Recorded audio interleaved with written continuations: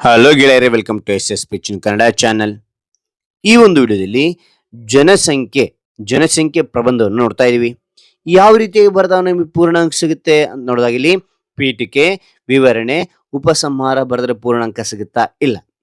ಇದರೊಂದಿಗೆ ಏನಿರ್ಬೇಕಂದ್ರೆಗಿನ ಈ ವಿಷಯಕ್ಕೆ ತಕ್ಕಂತೆ ಇಲ್ಲಿ ಅರ್ಥಪೂರ್ಣ ವಾಕ್ಯಗಳಿರಬೇಕು, ಸುಂದರನ ಅಕ್ಷರ ಇದ್ದಾಗ ಆಗೇನಾಗುತ್ತೆ ನಿಮಗೆ ಪೂರ್ಣ ಅಂಕ ಬರುತ್ತೆ. ಓಕೆನಾ? ರೈಟ್. ಹಾಗಾದ್ರೆ ಇಲ್ಲಿ ಪೀಠಿಕೆ ಒಂದು ಪ್ರಾರಂಭ ಮಾಡ್ತೋಣವಾ? ಓಕೆ, ಪೀಠಿಕೆ ನೋಡಿ. ಜನಸಂಖ್ಯೆಯು ಒಂದು ದೇಶದ ಶಕ್ತಿ ಮತ್ತು ಸಂಪತ್ತಾಗಿದೆ. ಒಂದು ಪ್ರದೇಶದಲ್ಲಿ ವಾಸಿಸುವ ಜನರ ಒಟ್ಟು ಸಂಖ್ಯೆಯನ್ನು ಜನಸಂಖ್ಯೆ ಎಂದು ಕರೆಯುತ್ತಾರೆ.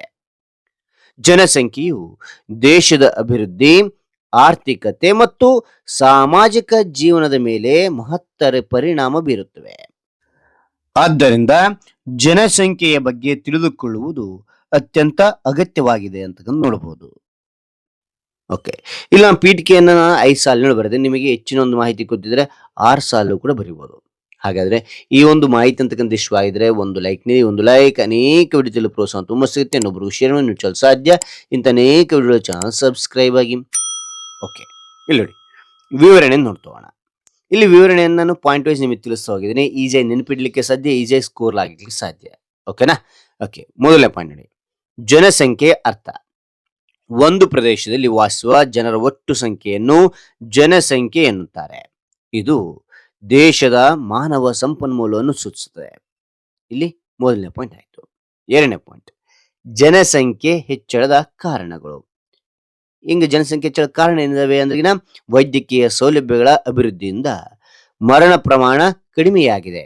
ಇದರಿಂದ ಜನಸಂಖ್ಯೆ ವೇಗವಾಗಿ ಹೆಚ್ಚುತ್ತಿದೆ ಅಂತಕ್ಕಂಥದ್ದು ನೋಡ್ತೇವೆ. ಮೂರನೇ ಪಾಯಿಂಟ್, ಜನಸಂಖ್ಯೆ ಹೆಚ್ಚಳದ ದುಷ್ಪರಿಣಾಮಗಳು. ಜನಸಂಖ್ಯೆ ಜಾಸ್ತಿ ಆದ್ರೆ ಏನ್ ದುಷ್ಪರಿಣಾಮ ಇರ್ತದೆ ಅಂತಕ್ಕಂಥದ್ದು ಇಲ್ಲಿ ನೋಡೋದಾರಲ್ಲಿ, ಜನಸಂಖ್ಯೆ ಹೆಚ್ಚಿದಂತೆ ನಿರುದ್ಯೋಗ ಮತ್ತು ಬಡತನ ಹೆಚ್ಚಾಗುತ್ತದೆ.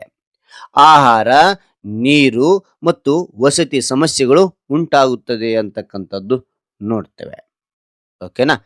ನಂತರ 4ನೇ ಪಾಯಿಂಟ್, ಪರಿಸರದ ಮೇಲೆ ಪರಿಣಾಮ. ಹೆಂಗಾಗ್ತದೆ ಪರಿಣಾಮ ಅಂದ್ರೆ ಅರಣ್ಯ ನಾಶ ಮತ್ತು ಮಾಲಿನ್ಯ ಹೆಚ್ಚಾಗುತ್ತದೆ. ಓಕೆನಾ? ಅರಣ್ಯ ನಾಶ ಆಗ್ತದೆ ಮತ್ತು ಮಾಲಿನ್ಯ ಹೆಚ್ಚಾಗ್ತದೆ. ಯಾಕಂದ್ರೆ ನೈಸರ್ಗಿಕ ಸಂಪನ್ಮೂಲಗಳ ಮೇಲೆ ಒತ್ತಡ ಉಂಟಾಗುತ್ತದೆ. ಜೀವ ಜಂತುಗಳ ವಾಸಸ್ಥಾನಗಳು ನಾಶವಾಗುತ್ತವೆ ಅಂತಕ್ಕಂಥದ್ದು ನೋಡ್ತೇವೆ. ಓಕೆನಾ?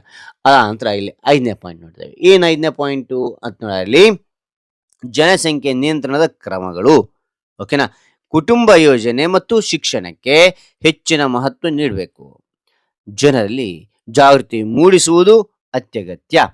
ಸಣ್ಣ ಕುಟುಂಬದ ಮಹತ್ವವನ್ನು ತಿಳಿಸಬೇಕು ಅಂತಕ್ಕಂಥದ್ದು ನೋಡ್ಬೇಕಾಗುತ್ತೆ. ಓಕೆ, ಇದು 5 ಪಾಯಿಂಟ್ಗಳು ವಿವರಣೆಯಲ್ಲಿ ನೋಡ್ತೇವೆ. ಉಪಸಂಹಾರ ಅಂದ್ರೇನು? ನಿಮ್ಮದೇ ಆಗಿರ್ತಕ್ಕಂಥ ಅಭಿಪ್ರಾಯ ನೀವು ಬರಿತಾ ಹೋಗ್ಬೇಕಾಗತ್ತೆ. ಓಕೆ, ನನ್ನದೇ ಆಗಿರ್ತಕ್ಕಂಥ ಅಭಿಪ್ರಾಯ ನಾನು ಬರಿತಾ ಹೋಗಿದ್ದೀನಿ, ಅಥವಾ ಇದೇ ಬರಿತಾ ನೀವು ಹೋಗ್ಬೋದು. ಓಕೆನಾ?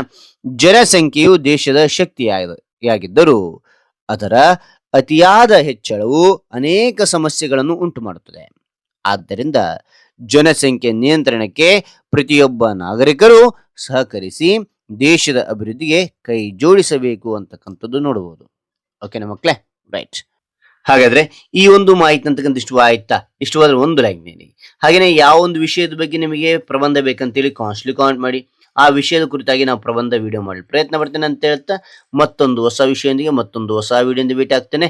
Thank you for watching. Bye ಮಕ್ಕಳೇ.